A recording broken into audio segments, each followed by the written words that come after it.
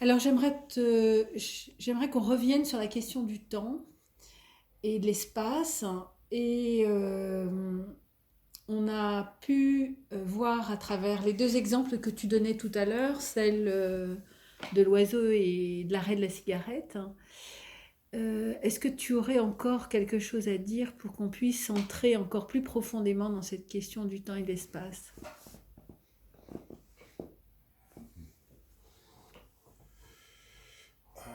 Bon, le temps, c'est le mouvement du passé, présent, futur. Voilà.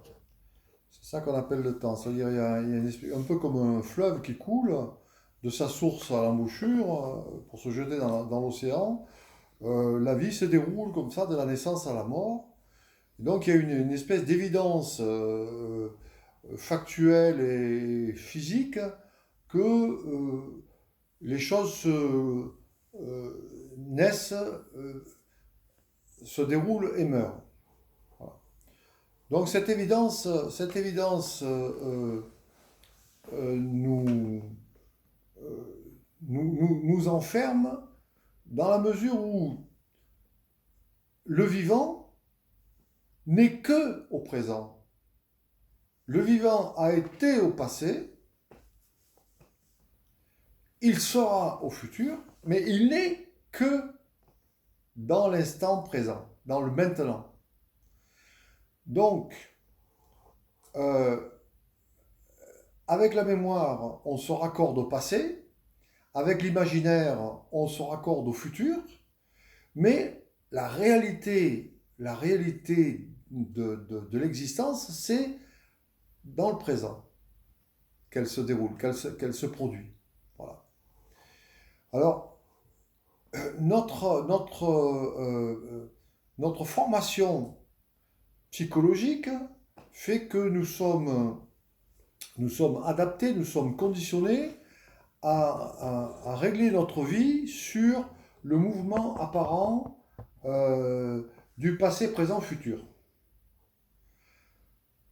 C'est-à-dire que psychologiquement, notre présent est tout le temps impliqué dans le passé, dans un certain passé, et en vue d'un certain futur.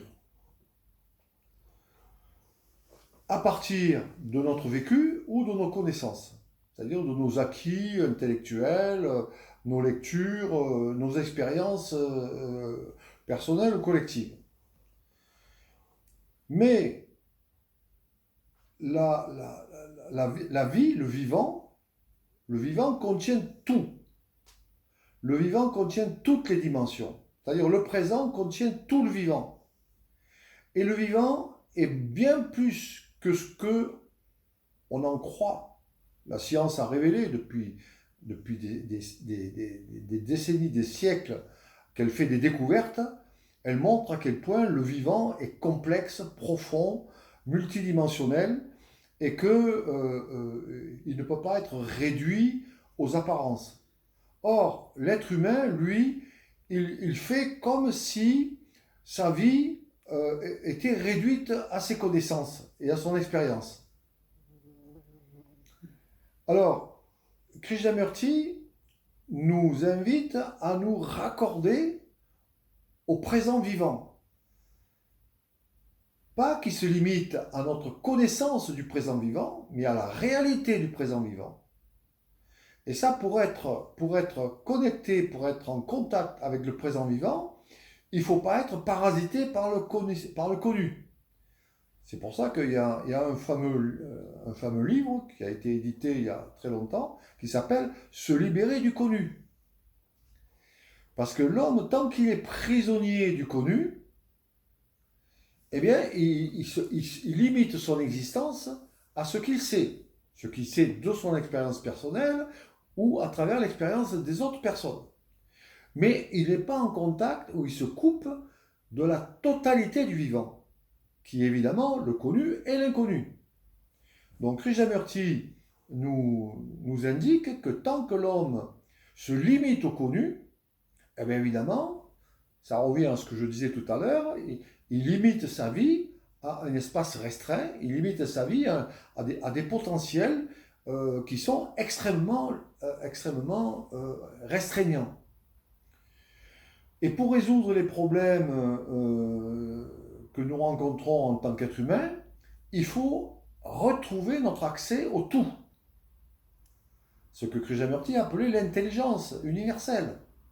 C'est que, doté de nouveau de l'intelligence universelle, qui inclut le connu et l'inconnu, que l'être humain pourra résoudre les problèmes auxquels il est confronté.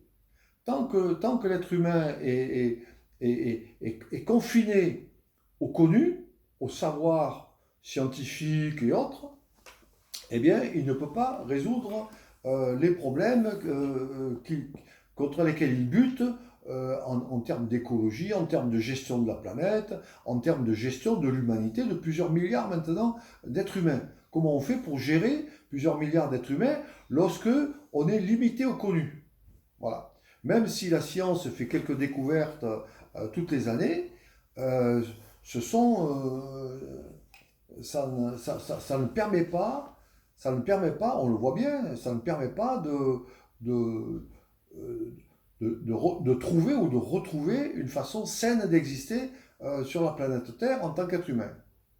Et en plus, on est destructeur de la nature, on est destructeur des espèces animales, des insectes et tout ça. Donc, tout nous indique que notre façon d'être en tant qu'être humain ne fonctionne pas, ne marche pas. Donc, il faut effectivement, comme on le disait précédemment, une révolution. Et pour ça que Krishnamurti, dès les années 30, parlait de révolution, ouvertement. Et ça n'avait rien à voir, d'ailleurs il le disait clairement, ça n'avait rien à voir avec la Révolution française ou la Révolution bolchevique de 1917 en Union soviétique, en Russie. Ça n'a rien à voir. Donc c'est une autre qualité de révolution, c'est-à-dire un changement profond, mais pas un changement qui est une addition ou une soustraction. C'est une vitalisation, une revitalisation d'une dimension de l'esprit humain qui est endormie ou qui est aliénée, ça dépend comment on veut le dire. Voilà.